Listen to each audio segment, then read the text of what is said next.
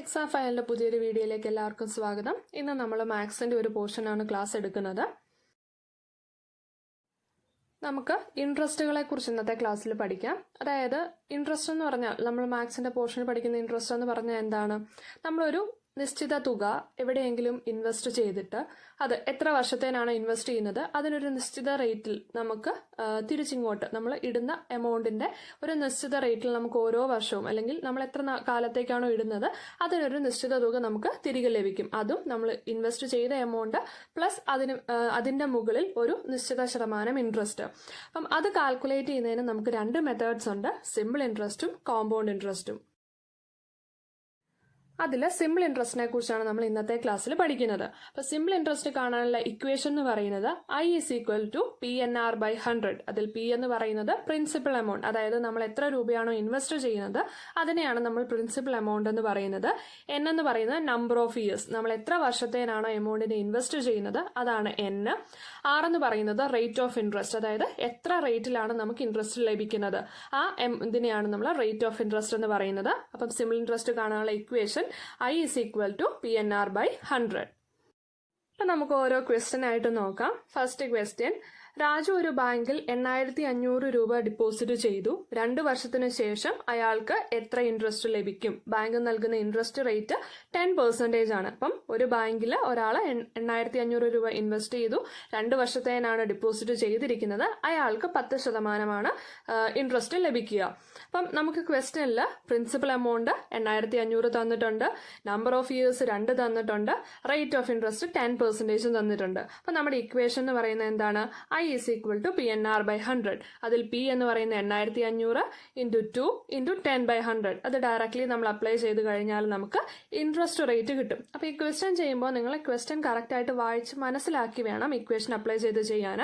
കാരണം ചില ക്വസ്റ്റ്യൻ നമ്മളോട് ചോദിക്കുക ഇൻട്രസ്റ്റ് എത്രയാണെന്നായിരിക്കും, ചില ക്വസ്റ്റ്യൻ നമ്മളോട് ചോദിക്കുക എത്ര എമൗണ്ട് അയാൾക്ക് തിരികെ ലഭിക്കും എന്നുള്ളതായിരിക്കും. അപ്പൊ നമ്മൾ ഇക്വേഷൻ പഠിക്കുന്നത് ഇൻട്രസ്റ്റ് റേറ്റിന്റെയാണ്, അതായത് ഇൻട്രസ്റ്റ് എത്രയാണ് അതിന്റെയാണ് I = PNR/100 എന്നുള്ള ഇക്വേഷൻ. അപ്പൊ അവിടെ നമുക്ക് ലഭിക്കുന്നത് പലിശ എത്രയാണ് എന്നുള്ള ആൻസർ ആണ്. അതായത് ഇപ്പൊ ഈ ക്വസ്റ്റ്യൻ നമുക്ക് 1700 എന്ന് കിട്ടി. അതേസമയം ഇവിടെ നമ്മളോട് ചോദിച്ചിരിക്കുന്ന ക്വസ്റ്റ്യൻ അയാൾക്ക് എത്ര രൂപ തിരികെ ലഭിക്കും എന്നാണെന്നുണ്ടെങ്കിൽ നമ്മൾ ഡിപ്പോസിറ്റ് ചെയ്ത 8500 കൂടി ഈ പലിശ ആയിട്ടുള്ള 1700 കൂടെ കൂട്ടി കിട്ടുന്ന എമൗണ്ട് ആയിരിക്കും അയാൾക്ക് തിരികെ ലഭിക്കുന്ന എമൗണ്ട് എന്ന് പറയുന്നത്. അപ്പൊ ക്വസ്റ്റ്യനിൽ എന്താണ് ചോദിച്ചിരിക്കുന്നത്? ഇൻട്രസ്റ്റ് ആണോ ചോദിച്ചേക്കുന്നത്, അതായത് പലിശയാണോ എത്ര കിട്ടുമെന്ന് ചോദിച്ചേക്കുന്നത്, അതല്ല തിരികെ എത്ര രൂപ കിട്ടുമെന്നാണോ ചോദിച്ചേക്കുന്നത് എന്നുള്ളത് കറക്റ്റ് വായിച്ച് മനസ്സിലാക്കിയതിന് ശേഷം മാത്രമേ ആൻസർ കണ്ടുപിടിക്കാൻ പാടുള്ളൂ. അപ്പൊ ഈ ക്വസ്റ്റ്യന്റെ ആൻസർ ഇവിടെ നമ്മൾ ക്വസ്റ്റ്യൻ ചോദിച്ചിരിക്കുന്നത് ഇൻട്രസ്റ്റ് പലിശ എത്രയാണെന്നുള്ളതാണ്. അതിന്റെ ആൻസർ 1700. അടുത്ത രണ്ടാമത്തെ ക്വസ്റ്റ്യൻ ആണ്, അനു 12% സാധാരണ പലിശ ലഭിക്കുന്ന ഒരു ബാങ്കിൽ 3 വർഷത്തേക്ക് 2500 രൂപ നിക്ഷേപിക്കുന്നു. 3 വർഷത്തിന് ശേഷം തിരികെ ലഭിക്കുന്ന തുക എത്ര? അപ്പൊ ഈ ക്വസ്റ്റ്യൻ നോട്ട് ചെയ്തോണം. ആദ്യത്തെ ക്വസ്റ്റ്യൻ നമ്മളോട് ചോദിച്ചിരുന്നത് പലിശ എത്രയാണെന്നായിരുന്നു, ഇവിടെ ചോദിച്ചിരിക്കുന്നത് തിരികെ ലഭിക്കുന്ന തുക എത്രയാണെന്നുള്ളതാണ്. അപ്പം ആ വ്യത്യാസം മനസ്സിലാക്കുക. അപ്പൊ ഇവിടെ നമുക്ക് ആദ്യം ഇൻട്രസ്റ്റ് കാണണം. I = PNR/100 എന്നുള്ള ഇക്വേഷൻ ഉപയോഗിച്ച് തന്നെ നമുക്ക് ഇൻട്രസ്റ്റ് റേറ്റ് കണ്ടുപിടിക്കാം.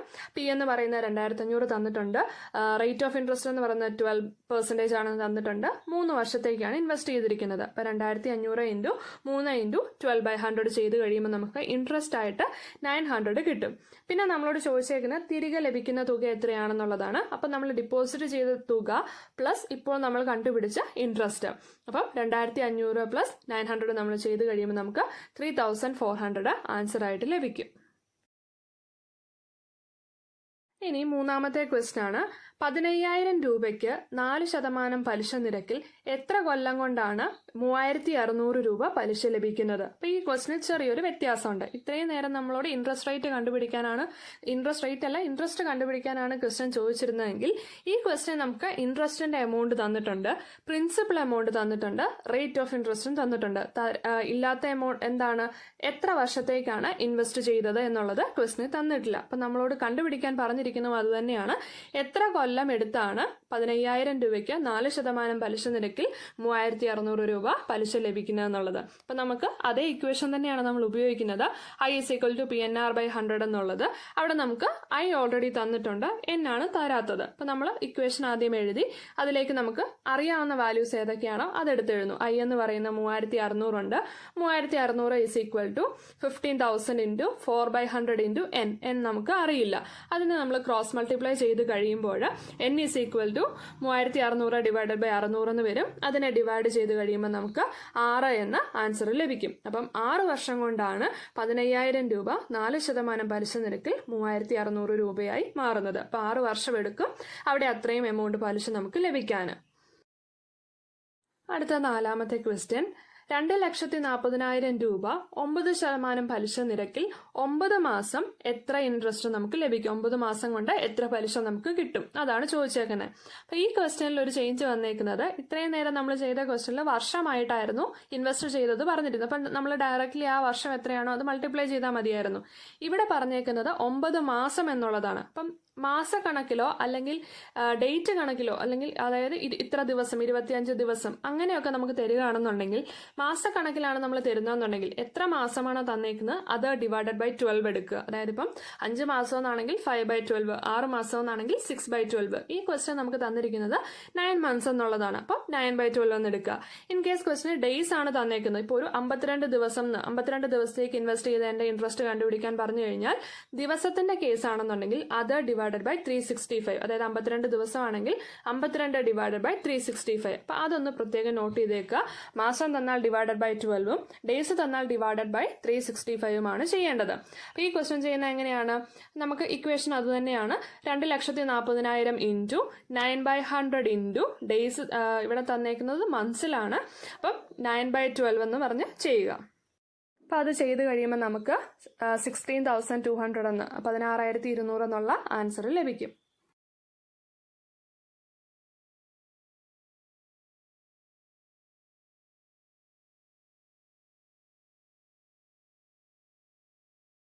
ഇനി അടുത്തത് 5ാമത്തെ ക്വസ്റ്റ്യൻ. ഇതേ മോഡലിൽ തന്നെയുള്ളൊരു ക്വസ്റ്റ്യൻ ആണ്. നമ്മൾ മുമ്പേ പറഞ്ഞല്ലോ മാസക്കണക്കാണെന്നുണ്ടെങ്കിൽ ഇവിടെ ദിവസക്കണക്കാണ് തന്നേക്കുന്നത്. 6,500 രൂപ 5% പലിശ നിരക്കിൽ 73 ദിവസം ഇൻവെസ്റ്റ് ചെയ്ത് കഴിഞ്ഞാൽ എത്ര രൂപ പലിശ ലഭിക്കും? അതാണ് ക്വസ്റ്റ്യൻ. അപ്പം മുമ്പേ ചെയ്ത പോലെ തന്നെ 6,500 × 5/100 × 73 / 365. അതായത് ഇവിടെ ഡേയ്സ് ആണ് തന്നേക്കുന്നത്. അപ്പോൾ / 365 ആണ്. അതിന്റെ ആൻസർ നമുക്ക് 65 കിട്ടും.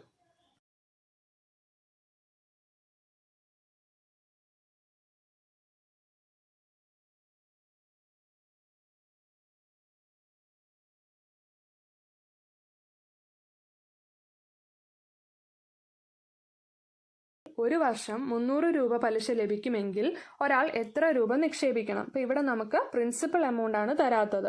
ബാക്കി എമൗണ്ട് ഇൻട്രസ്റ്റും തന്നിട്ടുണ്ട്, നമ്പർ ഓഫ് ഇയേഴ്സും തന്നിട്ടുണ്ട്, റേറ്റ് ഓഫ് ഇൻട്രസ്റ്റും തന്നിട്ടുണ്ട്. അപ്പോൾ നമ്മൾ ഇക്വേഷൻ എഴുതുക. അതിനുശേഷം I എന്ന് പറയുന്നത് 300 = P നമുക്കറിയില്ല, വർഷം ഒന്നേ ഉള്ളൂ, പെർസെൻറ്റേജ് 6/100. അത് നമ്മൾ ക്രോസ് മൾട്ടിപ്ലൈ ചെയ്ത് കഴിയുമ്പോൾ നമുക്ക് പ്രിൻസിപ്പൽ എമൗണ്ട് 5,000 ലഭിക്കും.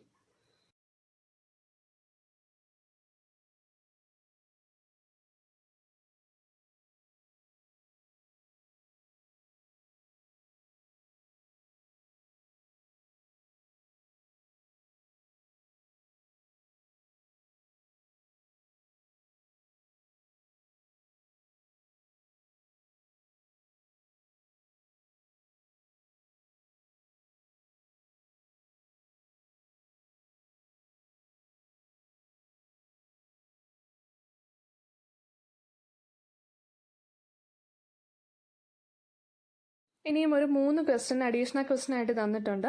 ആ ക്വസ്റ്റ്യൻസ് നിങ്ങൾ ചെയ്ത് നോക്കിയിട്ട് നിങ്ങൾക്ക് ആൻസർ കിട്ടുന്നുണ്ടോ എന്നുള്ളത് നോക്കുക. ഫൈനൽ ആൻസേഴ്സ് ഞാൻ അതിൻ്റെ കൂടെ ചേർത്തേക്കാം.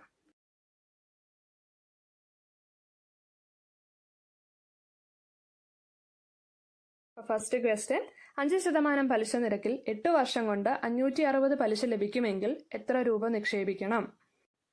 സെക്കൻഡ് ക്വസ്റ്റ്യൻ, വാർഷികമായി സിമ്പിൾ ഇൻട്രസ്റ്റ് കാണുന്ന ബാങ്കിൽ രവി 5,000 രൂപ നിക്ഷേപിച്ചുവെങ്കിൽ 3 വർഷം കഴിഞ്ഞ് പലിശയായി 1,200 കിട്ടി. എത്ര ശതമാനം ഇൻട്രസ്റ്റ് റേറ്റ്, അതായത് ഇൻട്രസ്റ്റ് റേറ്റ് എത്രയാണ്? തേർഡ് ക്വസ്റ്റ്യൻ, ഒരാൾ 8,000 രൂപ ബാങ്കിൽ നിക്ഷേപിച്ചു. 4 വർഷം കഴിഞ്ഞ് 9,600 തിരികെ ലഭിച്ചാൽ റേറ്റ് ഓഫ് ഇൻട്രസ്റ്റ് എത്ര? അപ്പോൾ ഇതിൻ്റെയൊക്കെ ആൻസേഴ്സ് ഞാൻ ലാസ്റ്റ് ആഡ് ചെയ്തിട്ടുണ്ട്. അപ്പോൾ അത് ചെയ്ത് നോക്കിയിട്ട് കിട്ടുന്നുണ്ടോ എന്നുള്ളത് നോക്കുക.